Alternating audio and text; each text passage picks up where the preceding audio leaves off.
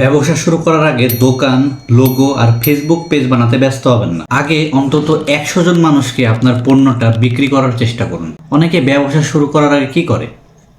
দোকান নেই, লোগো বানায়, প্যাকেজিং করে, ফেসবুক পেজ বানায়, পণ্য নিয়ে বসে থাকে। এখন কাস্টমার কোথায়? আপনি যদি নতুন ব্যবসা শুরু করেন, প্রথমে ছোট করে পরীক্ষা করুন। সাপোজ আপনি টি শার্ট বিক্রি করবেন।